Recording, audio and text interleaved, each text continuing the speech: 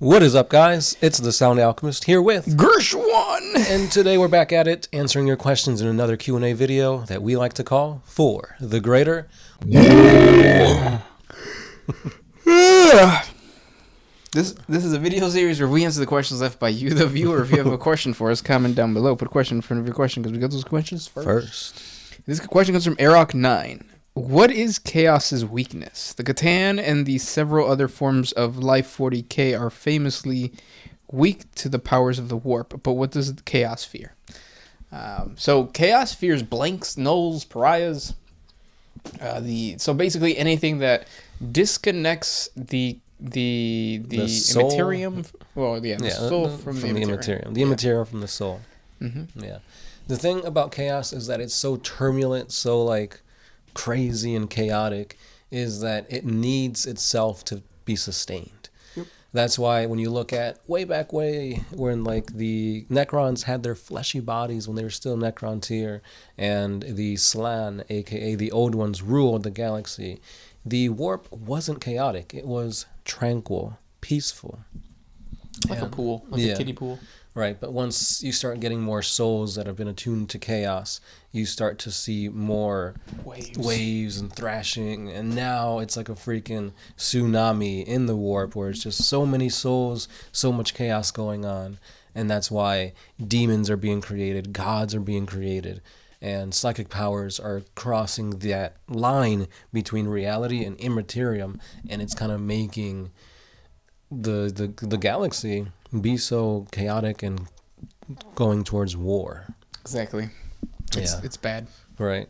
So a lot of beings that were back in the day, such as the Catan, are weak to this chaotic nature because of that that whole essence. So anything that brings back that tranquility is helpful. So one of the things too was the destruction of like religion by the emperor and all that kind of stuff of like stop worshiping this, like be more or seek the imperial truth and all that kind of stuff. Ultimately that wouldn't have worked to pacify the chaos realm, but that's another thing that they really don't like. Right.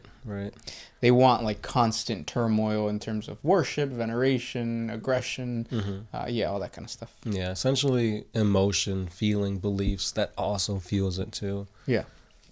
So yeah, it's all about really not being, I was gonna say human, because just being human in and of itself is fueling chaos. Yeah. So yeah. It's a very interesting concept that I don't think chaos would ever go back to that way that it was. But like we've seen with like the Necron pylons, blanks and whatnot, it's almost like the way of like nature and whatnot is almost creating these anomalies, quote unquote, with like blanks and pariahs to kind of fight back against the chaos. But I don't see chaos ever losing to that. Right. They're too rare, too far and few to actually do anything against chaos. Mm-hmm. But when I think about it, I don't get too sad because I got my stress ball.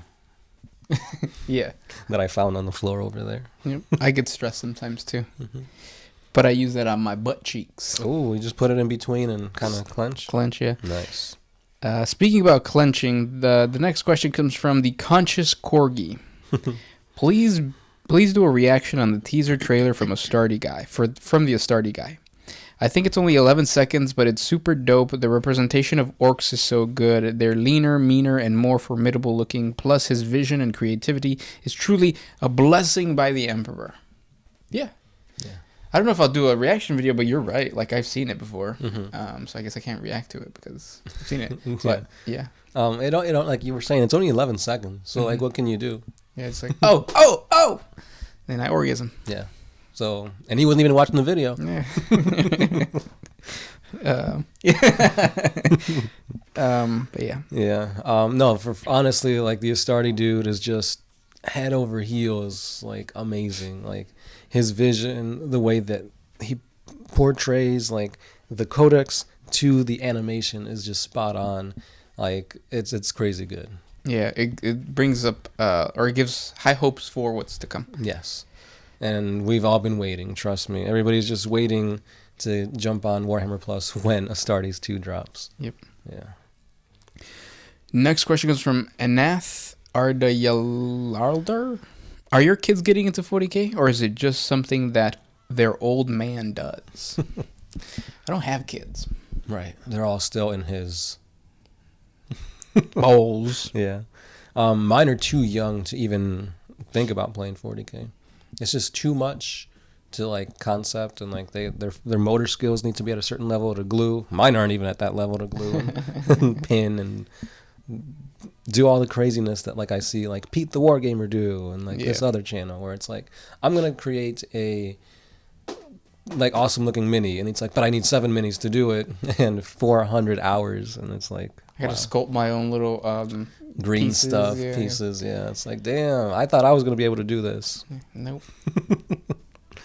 See, people are talented in many different ways. Some create awesome animations. Some just have an idea in their head and they make minis into it.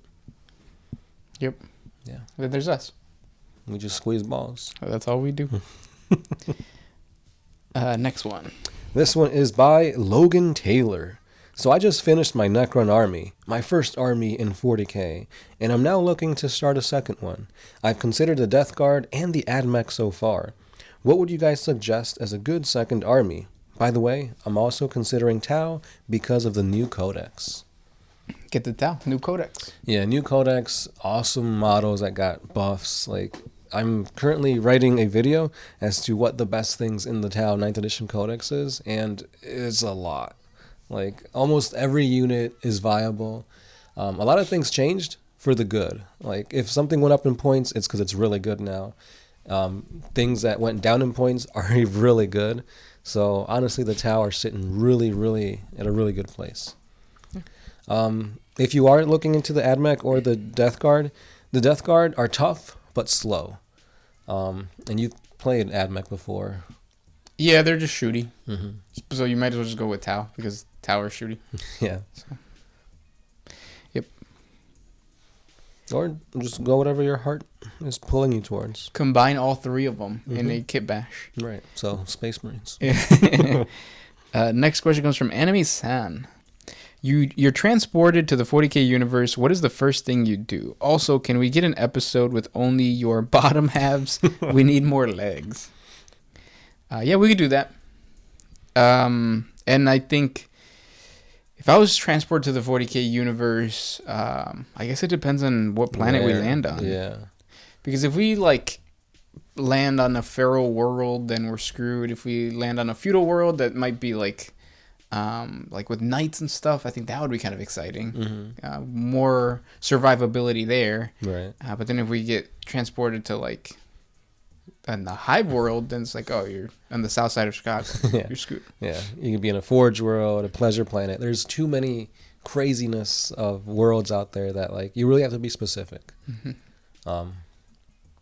Because you could be transported underwater in space. You didn't say. In the mouth of a volcano. In the palace of Slaanesh. I would love that. Mm-hmm. I think like ultimately that would be really nice, like with all of our knowledge, to try to venture into the Immaterium and go through all the challenges that Slaanesh presents. Yeah. You should check out our 40 facts on Tzeentch and Slaanesh because their realms are crazy. Yeah, super trippy. Next question. This one's by Return Fire, and he's replying to Gersh1 about 40K. I'd say that besides the price, a digital environment, if well used, could be the perfect arena for battles, sizing multiple kilometers and having hundreds of soldiers on the battlefield instead of just 30 guys at the most for 50 meters of ground. Without even mentioning the turn-per-turn system, I may be too young for that stuff. I do love Dawn of War series, so that's his reply. Yeah, it's difficult for me to accept because like I really like that camaraderie that comes with just being in a room with a bunch of friends. It smells sometimes, but it's fun. It is what it is, yeah. Yeah, especially when they wear basketball shorts instead of underwear. But yeah. Mm-hmm. Then he says, P.S. Is Brian B related to Bridget B? Yes. Yeah, he has to be. Mm-hmm. Speaking of, Brian B says, do you think I should sell my soul to Chaos for an Xbox Series X? That's what they're up to now, 10? Damn. No, it's not 10.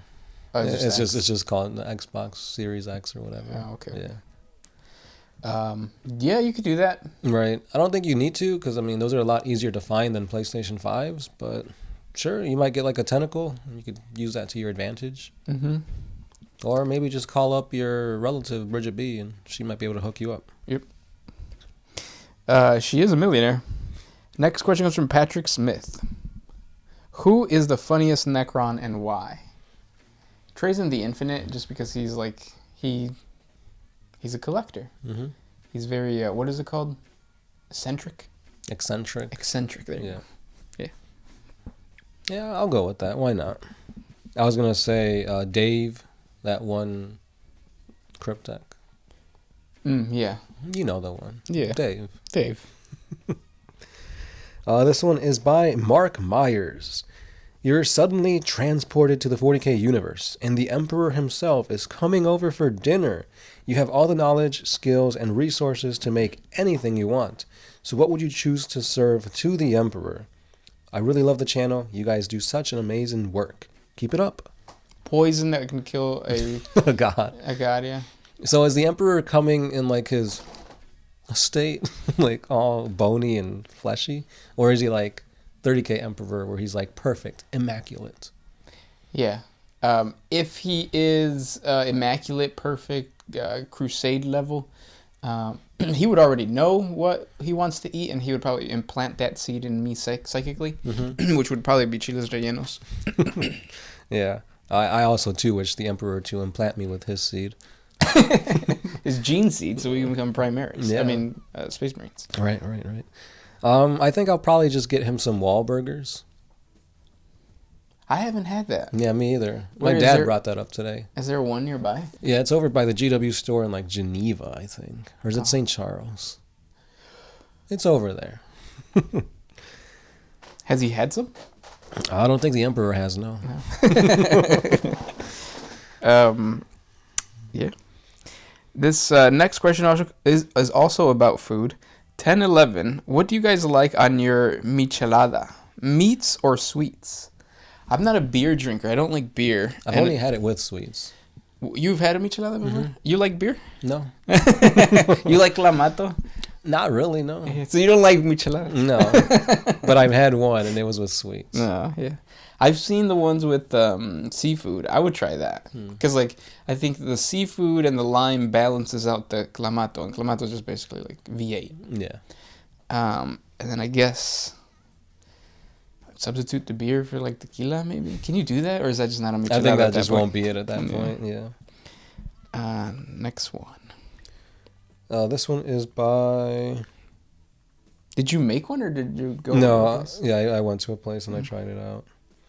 This one's by Evangelium. When all the trickster gods, Zeech, the Deceiver, and Segura all hang out in the cosmic bar, what do they talk about? What schemes are they scheming? Or are they all just the same entity? That's a good question. Nah, they all got to be different. Because, like, the Deceiver is a Catan. Mm-hmm. He's not a god. He's not a god.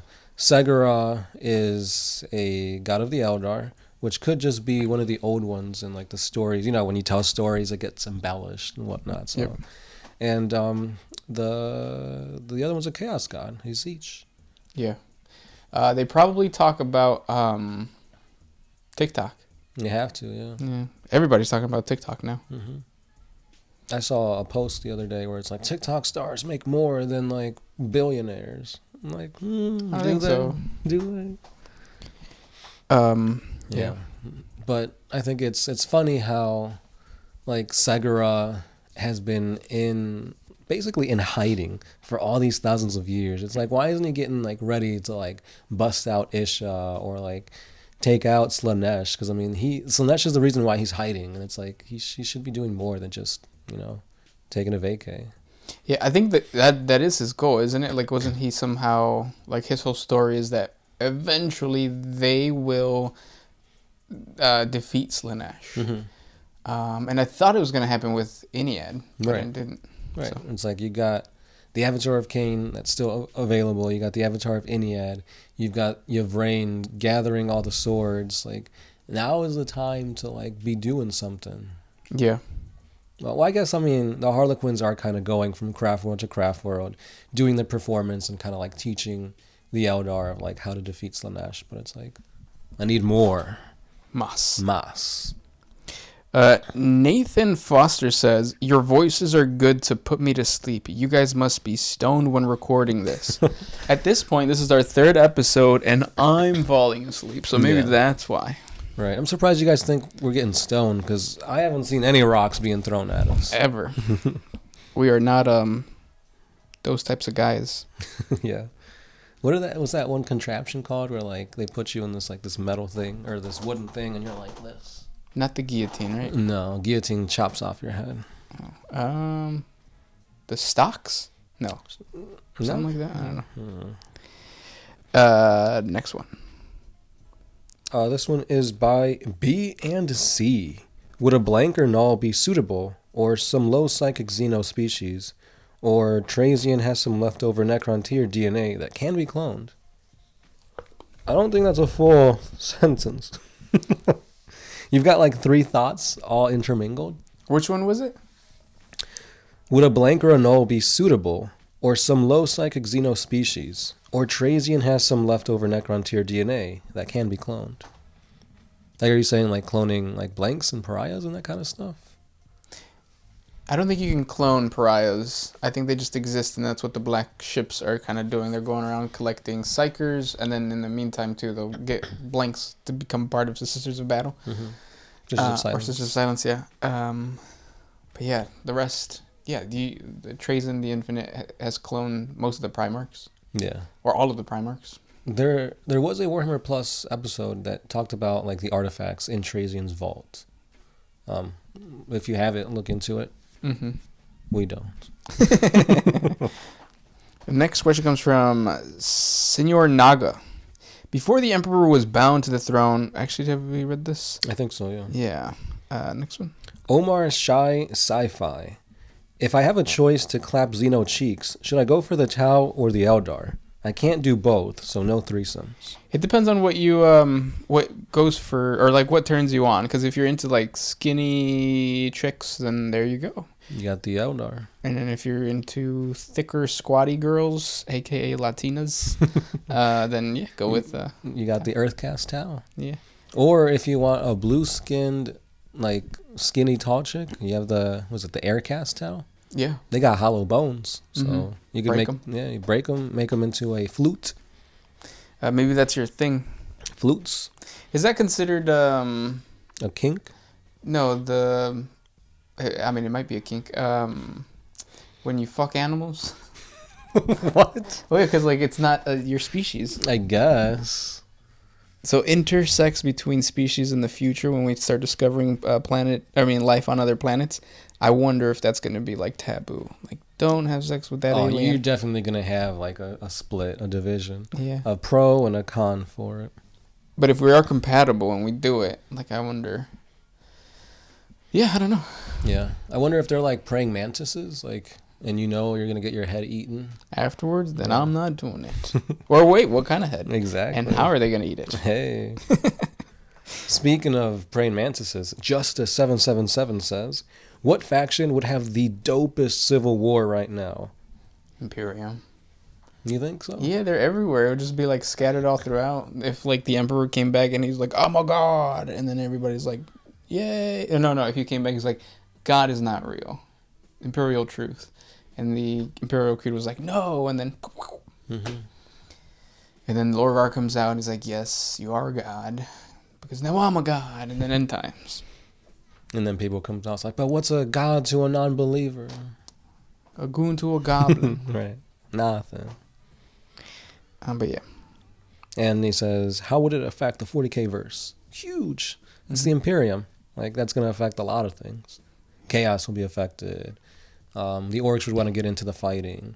The Tau would kind of like fall back and get more space, take advantage of like certain Tau or Imperium controlled planets, ally with them, and just expand. Yep. It'll affect everything, honestly. Yeah. What about you? A civil war between the Tau? Would you like that? Nah.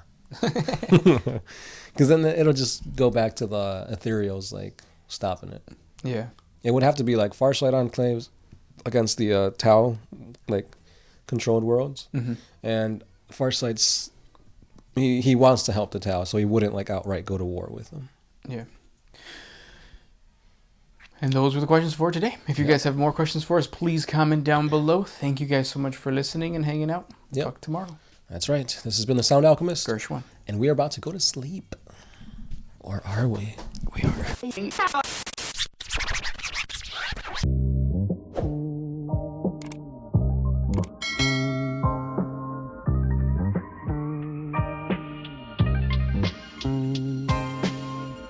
Always used to put my freedom first in any situation.